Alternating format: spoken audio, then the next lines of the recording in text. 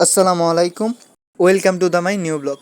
আজ আমরা ঢাকার 300 ফিট যাচ্ছি, যেখানে ভাইরাল সেলিব্রিটিরা ছবি তুলতে যায়। সেখানে আজকে যাব। আমি নেত্রকোনার ছেলে, ঢাকায় আসছি বেড়াতে। কিছুদিন হলো ঢাকায় আসলাম, অনেক জায়গায় ঘোরা হয়ে গেল। তাই ভাবলাম 300 ফিট যেয়ে ঘুরে আসি। ঢাকায় আসলাম এবং 300 ফিট ঘুরলাম না, এটা কি হয়? দেখতেই পারতেছেন আমরা উঠু চড়া অবস্থায় আছি। আমার সাথে আছে আতিক, সে আর আমি যাচ্ছি, সে আমার ভাই। থেকে নেমে ফ্লাইওভারের কাছে গেছি, এখন ফ্লাইওভারে উঠে রাস্তা পার হতে হবে। আতিক সে আমার আগে গিয়ে চলে যাচ্ছে। সে দূরে ফ্লাইওভারের উপরে উঠে গেল। একটা ছোট দোকান আছে, এখান থেকে মাস্ক নেওয়ার জন্য দাঁড়িয়ে গেল। দুজনে দুটা মাস্ক নিয়ে তাড়াতাড়ি করে নেমে গাড়িতে উঠে গেলাম। আসলে আমরা কিভাবে গাড়িতে উঠছি এটা একটা সমস্যার কারণে দেখাতে পারলাম না। গাড়িটা হলো একটা লোকাল বাস, এখানে বসার জন্য জায়গা খুঁজতেছি। শেষে দুজনের জন্য একই সাথে একটা সিট পেলাম। যখন আমি ছোট ছিলাম তখন কিন্তু আমি ঢাকা থাকতাম। প্রায় আমি 10 বছর ঢাকায় থাকি, মানে আমি ছোট থেকেই বড় হয়েছি ঢাকাতে। ঢাকা থাকার সত্ত্বেও এত বেশি ঘোরাঘুরি হয় নাই, তাই একটু সুযোগ পেয়ে ভাবলাম ঘোরাঘুরি করেই নিই। আমার মুখের মাস্কটা সামান্য বড় হয়ে গেছে, তাই ঠিক করে নিলাম। আর লোকাল বাসের পরিবেশটা কেমন থাকে তা তো জানেনই, তাই আর নতুন করে দেখালাম না। আর বাহিরে অনেক কিছু দেখা যাচ্ছে, গাড়ি ঘোড়া চলতেছে প্রায়।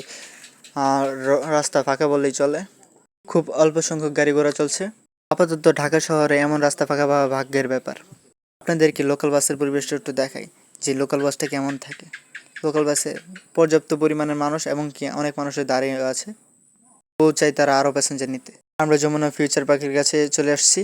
যমুনা ফিউচার পার্ক ঢাকা শহরে একটা নামকরা ফিউচার পার্ক আমার জানার মতে। সেখানে ছোটবেলায় একবার যাওয়া হয়েছিল, তারপর আর যাওয়া হয়নি। যেতে যেতে একটু আমরা বেশি সামনে চলে গেছি, তাই আবার পিছনে যেতে হবে। ভিডিওর কথা মনে থাকে না, আদিকে আমার বারবার ভিডিওর কথা মনে করে দেয়। সামনে একটা ফ্লাইওভার আছে, সেই ফ্লাইওভারের নিচ দিয়ে যেতে হবে। প্রথম ভেবেছিলাম ফ্লাইওভারের সামনে দিয়ে যাব, কিন্তু পরে ভাবলাম না, এটা বিপজ্জনক হতে পারে। তাই আমরা ফ্লাইওভারের নিচ দিয়ে যাওয়ার চিন্তা ভাবনা করলাম। আতিক আমাকে হুঁশিয়ার করে দিল যে ব্রিজের নিচে অনেক গাঞ্জুটি থাকতে পারে, তাই সাবধানের সহিত চলতে বলছে। যদি গাঞ্জুটি আক্রমণ করে তাহলে আমাদের কি করতে হবে সেটা আমাকে আতিকে বলতেছে। হাঁটতে হাঁটতে প্রায় ব্রিজের নিচে চলে আসলাম। দেখি আতিকে দাঁড়িয়ে আছে, পরে ডাক দিলাম আতিককে। ব্রিজ দিয়ে যাওয়ার সময় দেখলাম না, যেটা ভাবছিলাম সেটা আর না, সব ফাঁকাই দেখা যাচ্ছে। আজকে মনে হচ্ছে সেই হিরোইনসিগুলো নাই। আতিকে এত বেশি জানে কেন? এদিকে আতিকে আরো 2-3 বার আসা যাওয়া করেছে, তাই আতিকে একটু ভালোই বোঝে আমার থেকে। সামনে একটা রেলপথ আছে, আমরা সেই রেলপথটাকে পাড়ি দেব। আমাদের সামনে রেলপথ দিয়ে মালবাহী গাড়ি যাচ্ছে। রেল লাইন পার হব। রেল লাইন পার হয়ে আমরা রিক্সাতে চড়ে গেলাম। রিক্সাওয়ালা মামাকে বললাম আমাদেরকে ওই 300 ফুট নিয়ে যেতে। মামা 60 টাকা ভাড়া চাইলো, আমরাও সেটাতে রাজি হয়ে গেলাম।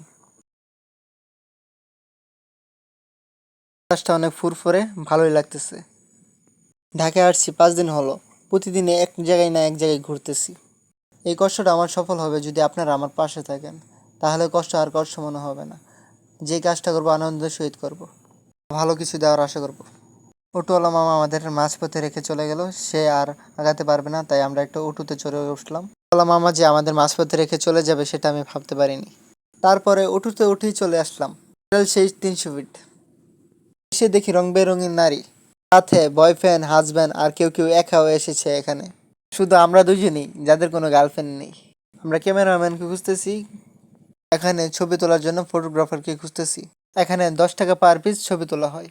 বর্তমানে যত মানুষ দেখতেছেন এর চেয়ে বেশি রাতে দেখা যায়। সাথেই দেখা যাচ্ছে টিকটকের নারী, যে ভিডিওর জন্য পোস্ট নিচ্ছে। আমি আর ভিডিও এদিকে রাখলাম না, আমি ফটোগ্রাফারের জন্য এদিকে চলে আসলাম। ফটোগ্রাফারের সাথে আমার ভাই কথা বলতেছে, কত টাকা পার পিস, কিভাবে তুলবে, কোথায় তুললে ভালো হবে, এইগুলো নিয়ে আলোচনা করতেছি। আমরা শিফটিং করে চলে আসলাম ব্রিজের নিচে। সামনে ফুলের বাগান আছে, ওইখানে ছবি তোলার জন্য মিলিয়ে ছিলে অনেক ছবি তোলা হলো। পরে আমরা বললাম চলে যাই। চলে যাওয়ার সময় হয়ে গেছে, তাই আমরা চলে যাব। অনেক সন্ধ্যা হয়ে গেছে, বাড়িতে ফিরতে হবে। বাড়িতে ফিরতে ফিরতে রাত হয়ে যাবে। আমরা রওনা দিতে শুরু করলাম। যাবার পথে আবার এই 300 ফুটের রাস্তাকে একটু ঘুরে গেলাম। একটি অটোওয়ালার কাছে যাব, আর অটোওয়ালার কাছে যে দাম দর করব। যে অটো প্রথমে যাবে সে অটো করে আমরা যাব। এদিকে ওদিকে কোথাও অটো দেখতেছি না। সামনে একটা সিএনজি, ওই পাশে কতগুলো অটো দেখা যাচ্ছে। এখন আমরা রোডের ওই পারে যাব, ওই পারে যে অটোর ব্যবস্থা করব। এখন আমরা অটোতে চড়বো। অটোওয়ালা মামা দেখতেছি কার সাথে কথা বলতেছে, তাই আমরা অন্য অটোতে চড়ে গেলাম। ওইটার সামনে ছিল তাই ওটাতেই চড়ে গেলাম। বাইরের দিকে রওনা দিলাম আমরা। এই দিনটা অনেক ভালোই কেটেছে, ঘুরতে অনেক মজা পেয়েছি। এখানে যে ছবি তুলেছি ওটার কয়েকটা ক্লিপ আপনাদেরকে দেখাচ্ছি।